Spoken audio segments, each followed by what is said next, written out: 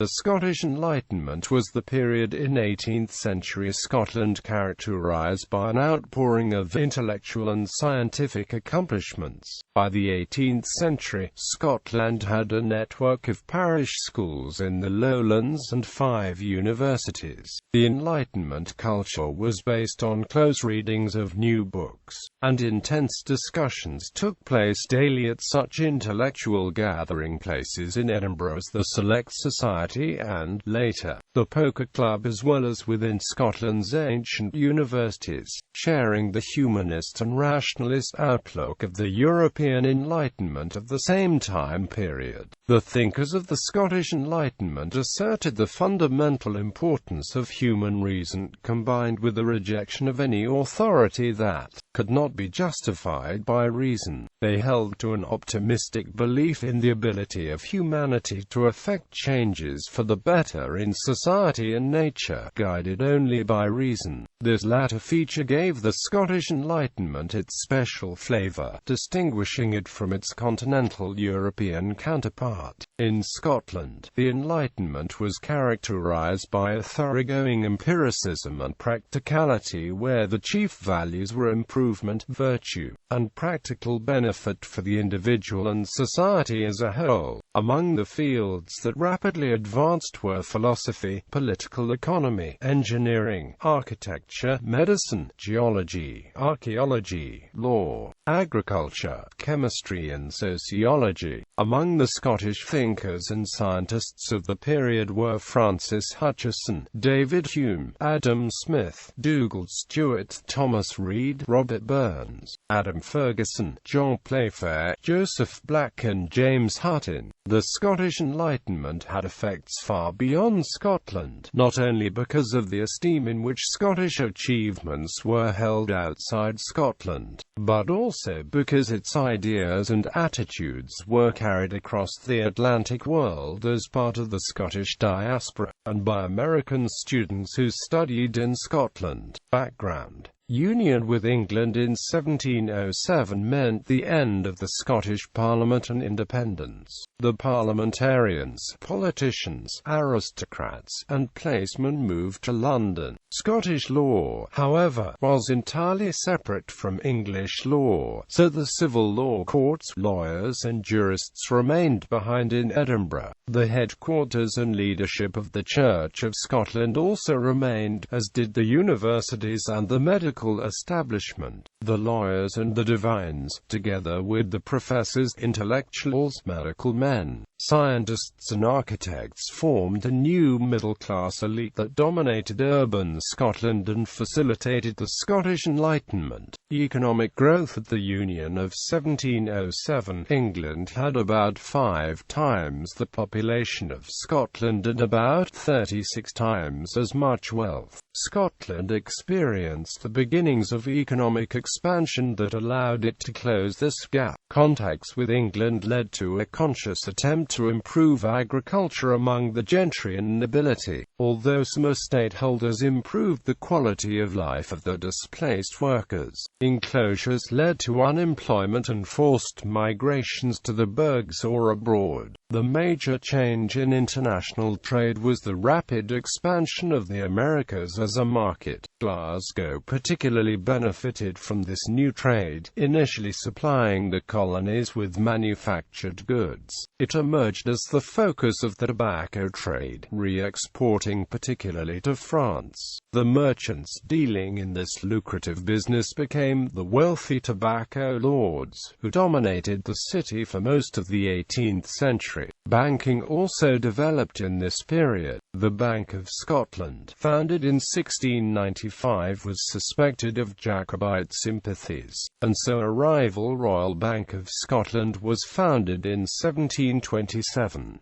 Local banks began to be established in burghs like Glasgow and Ayr. These made capital available for business, and the improvement of roads and trade. Education system. The humanist-inspired emphasis on education in Scotland culminated in the passing of the Education Act 1496, which decreed that all sons of barons and freeholders of substance should attend grammar schools. The aims of a network of parish schools were taken up as part of the Protestant programme in the 16th century, and a series of acts of the Privy Council and Parliament in 1616, 1633, 1646 and 1696 attempted to support its development and finance. By the late 17th century there was a largely complete network of parish schools in the Lowlands, but in the Highlands basic education was still lacking in many areas. One of the effects of this extensive network of schools was the growth of the democratic myth, which in the 19th century created the widespread belief that many a lad of pairs had been able to rise up through the system to take high office, and that literacy was much more widespread in Scotland than in neighbouring states, particularly England. Historians are now divided over whether the ability of boys who pursued this route to social advancement was any different than other comparable nations, because the education in some parish schools was basic, short, and attendance was not compulsory, regardless of what the literacy rate actually was. It is clear that many Scottish students learned a useful form of visual literacy that allowed them to organise and remember information in a superior fashion. By the 17th century, Scotland had 5 universities, compared with England's 2. After the disruption of the civil wars, Commonwealth and purges of the Restoration, they recovered with a lecture-based curriculum that was able to embrace economics and science, offering a high-quality liberal education to the sons of the nobility and gentry. All saw the establishment or re-establishment of chairs of mathematics. Observatories were built at St. Andrews and at King's and Marischal colleges in Aberdeen. Robert Sibbald was appointed as the first professor of medicine at Edinburgh, and he co-founded the Royal College of Physicians of Edinburgh in 1681.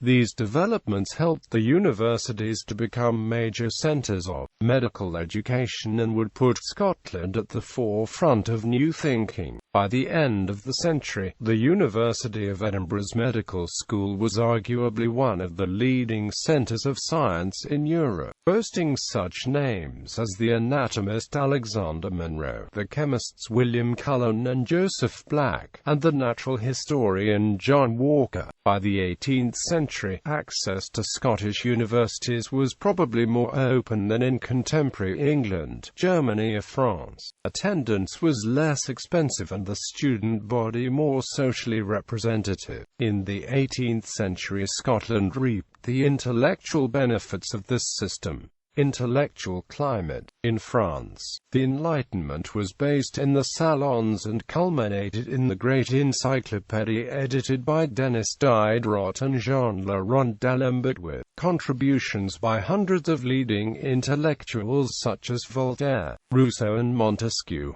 Some 25,000 copies of the 35-volume set were sold, half of them outside France. In Scottish intellectual life, the culture era was oriented towards books. In 1763, Edinburgh had 6 printing houses, 3 paper mills, and by 1783 there were 16 printing houses and 12 paper mills. Intellectual life revolved around a series of clubs, beginning in Edinburgh in the 1710s. One of the first was the Easy Club, co-founded in Edinburgh by the Jacobite printer Thomas Ruddiman.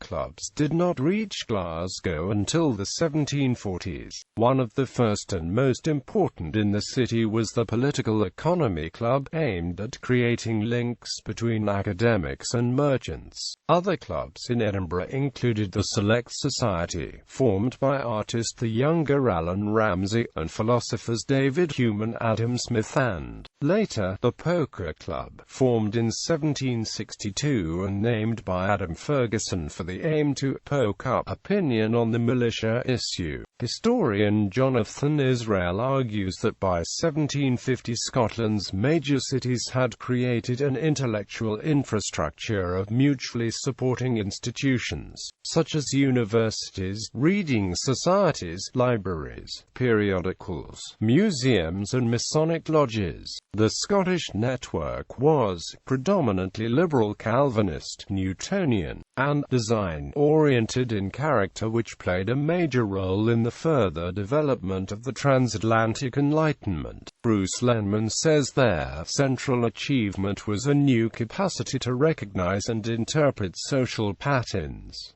Major intellectual areas: empiricism and inductive reasoning. The first major philosopher of the Scottish Enlightenment was Francis Hutcheson, who was professor of moral philosophy at Glasgow from 1729 to 1746.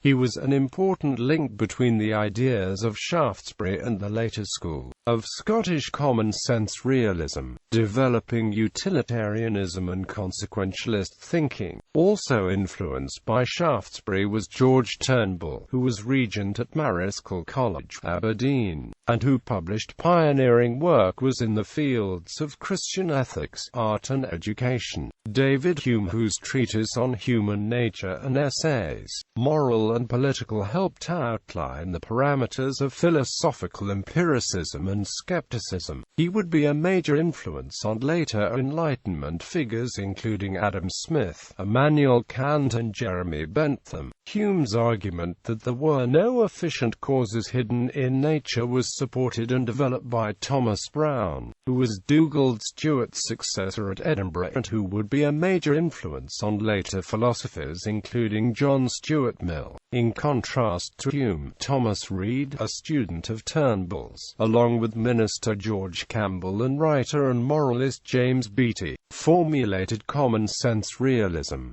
Reid set out his theories in an inquiry into the human mind on the principles of common sense. This approach argued that there are certain concepts, such as human existence, the existence of solid objects and some basic moral first principles, that are intrinsic to the make-up of man and from which all subsequent arguments and systems of morality must be derived. It can be seen as an attempt to reconcile the new scientific developments of the Enlightenment with religious belief. Literature. Major literary figures originating in Scotland in this period included James Boswell, whose An Account of Corsica and the Journal of a Tour to the Hebrides drew on his extensive travels and whose Life of Samuel Johnson is a major source on one of the English Enlightenment's major men of letters and his circle. Allan Ramsay laid the foundations of a reawakening of interest in older Scottish literature, as well as leading the trend for pastoral poetry, helping to develop the happy stanza as a poetic form. The lawyer Henry Home, Lord Kames, made a major contribution to the study of literature with elements of criticism, which became the standard textbook on rhetoric and style. Hugh Blair was a minister of the Church of Scotland and held the chair of rhetoric and belles lettres at the University of Edinburgh. He produced an edition of the works of Shakespeare and is best known for Sermons, a 5-volume endorsement of practical Christian morality, and lectures on rhetoric and belles lettres, an essay on literary composition, which was to have a major impact on the work of Adam Smith. He was also one of the figures who first drew attention to the Ossian cycle of James Mcpherson to public attention. Mcpherson was the first Scottish poet to gain an international reputation, claiming to have found poetry written by the ancient bard Ossian. He published translations that were proclaimed as a Celtic equivalent of the classical epics.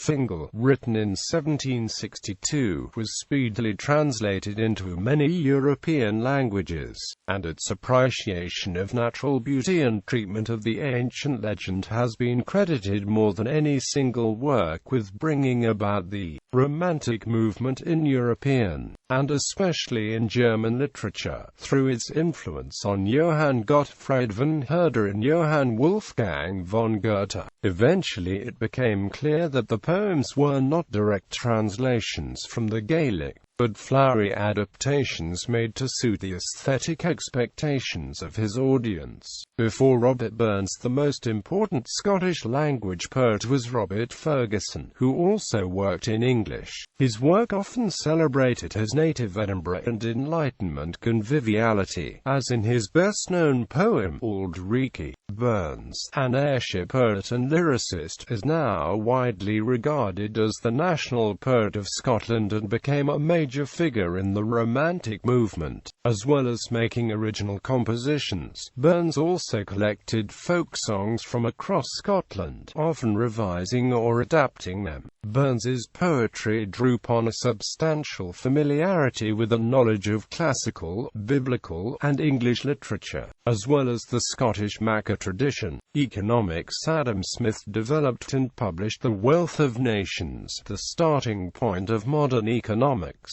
This study, which had an immediate impact on British economic policy, still frames discussions on globalization and tariffs. The book identified land, labor, and capital as the three factors of production and the major contributors to a nation's wealth, as distinct from the physiocratic idea that only agriculture was productive. Smith discussed potential benefits of specialization by division of labor, including increased labor productivity and gains from trade, whether between town and country or across countries. His theorem that the division of labor is limited by the extent of the market has been described as the core of a theory of the functions of firm and industry, and a fundamental principle of economic organization. Quote, in an argument that includes one of the most famous passages in all economics, Smith represents every individual as trying to employ any capital they might command for their own advantage, not that of the society, and for the sake of profit, which is necessarily at some level for employing capital in domestic industry, and positively related to the value of produce.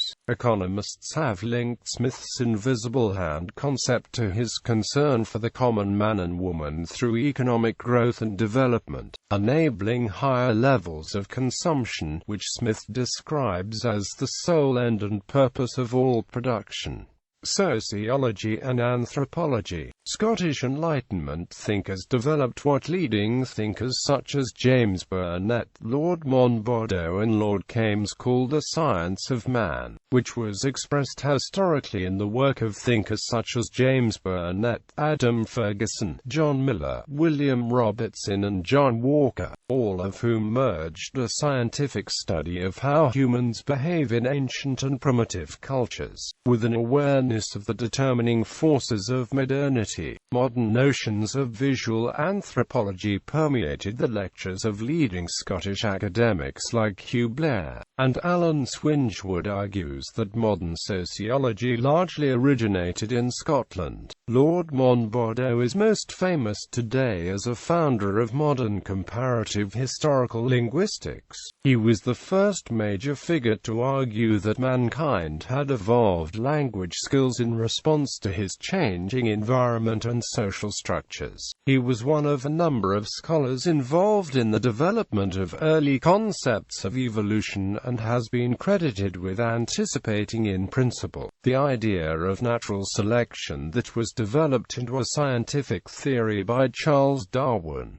Mathematics, science and medicine. One of the central pillars of the Scottish Enlightenment was scientific and medical knowledge. Many of the key thinkers were trained as physicians or had studied science and medicine at university or on their own at some point in their career. Likewise, there was a notable presence of university medically trained professionals, especially physicians, apothecaries, surgeons and even ministers, who lived in provincial settings. Unlike England or other European countries like France or Austria, the intelligentsia of Scotland were not beholden to powerful aristocratic patrons, and this led them see science through the eyes of utility. improvement and reform. Colin Maclaurin was appointed as chair of mathematics by the age of 19 at Marischal College, and was the leading British mathematician of his era. Mathematician and physicist John Leslie is chiefly noted for his experiments with heat and was the first person to artificially create ice. Other major figures in science included William Cullen, physician and chemist; James Anderson, agronomist; Joseph Black, physicist and chemist, discovered carbon dioxide and latent heat, and developed what many consider to be the first chemical formulae. James Hutton was the first modern geologist, with his theory of the Earth challenging existing ideas about the age of the Earth. His ideas were popularized by the scientist and mathematician John Playfair. Prior to James Hutton, Rev. David Ure, then minister to East Kilbride Parish, was the first to represent the shells in trochee in illustrations and make accounts of the geology of southern Scotland. The findings of David Ure were influential enough to inspire the Scottish Enlightenment to the recording and interpretation of natural history and fossils. A major part of the Scottish Enlightenment in medicine, Edinburgh became a major centre of medical teaching and research. Significance. Representative of the far-reaching impact of the Scottish Enlightenment was the new Encyclopaedia Britannica, which was designed in Edinburgh by Colin Maclaurin, Andrew Bill and others. It was first published in 3 volumes between 1768 and 1771, with 2,659 pages and 160 engravings, and quickly became a standard reference work in the English-speaking world.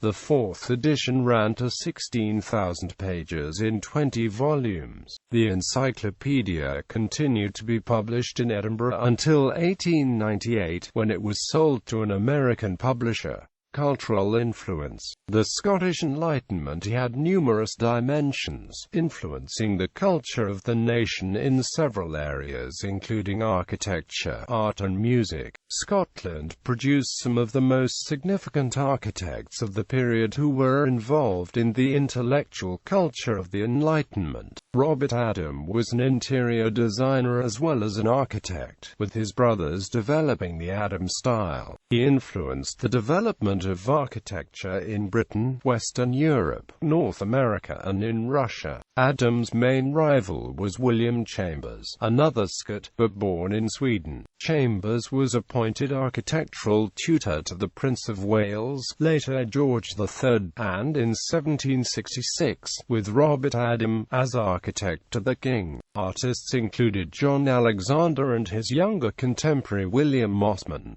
They painted many of the figures of early Enlightenment Edinburgh. The leading Scottish artist of the late 18th century, Allan Ramsay, studied in Sweden, London and Italy before basing himself in Edinburgh, where he established himself as a leading portrait painter to the Scottish nobility, and he undertook portraits of many of the major figures of the Scottish Enlightenment, including his friend the philosopher David Hume and the visiting Jean-Jacques Rousseau. Gavin Hamilton spent almost his entire career in Italy and emerged as a pioneering neoclassical painter of historical and mythical themes, including his depictions of scenes from Homer's Iliad, as well as acting as an informal tutor to British artists and as an early archaeologist and antiquarian. Many of his works can be seen as Enlightenment speculations about the origins of society and politics, including the death of Lucretia, an event thought to be critical to the birth of the Roman Republic. His classicism would be a major influence on French artist Jacques-Louis David. The growth of a musical culture in the capital was marked by the incorporation of the Musical Society of Edinburgh in 1728. Scottish composers known to be active in this period include Alexander Munro, James Fowles and Charles MacLean. Thomas Erskine, 6th Earl of Cayley, was one of the most important British composers of his era, and the first Scot known to have produced a symphony. In the mid-18th century, a group of Scottish composers began to respond to Allan Ramsay's call to own and refine their own musical tradition, creating what James Johnson has characterised as the Scots drawing room style, taking primarily Lowland Scottish tunes and adding simple figured bass lines and other features from Italian music that made them acceptable to a middle-class audience. It gained momentum when major Scottish composers like James Oswald and William McGibbon became involved around 1740. Oswald's Curious Collection of Scottish Songs was one of the first to include Gaelic tunes alongside Lowland ones, setting a fashion common by the middle of the century and helping to create a unified Scottish musical identity. However, with changing fashions there was a decline in the publication of collections of specifically Scottish collections of tunes, in favour of their incorporation into British collections.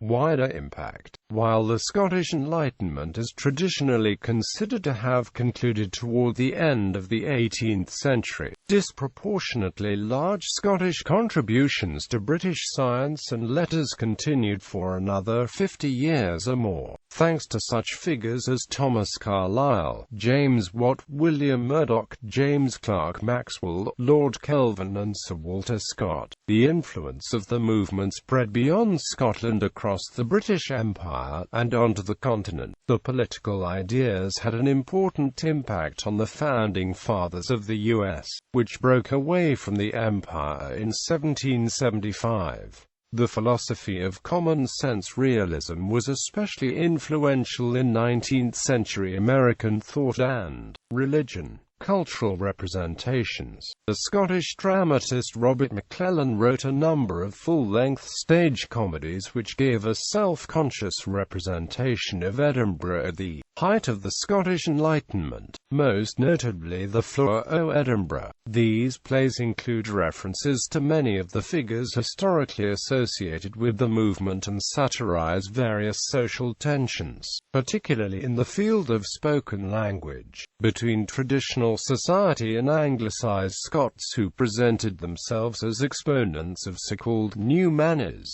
Other later examples include Young Affleck, a stage portrait of the young James Boswell, and The Hypocrite, which draws attention to conservative religious reaction in the country that threatened to check Enlightenment trends. Maclaurin's picture of these tensions in national terms is complex, even-handed and multifaceted.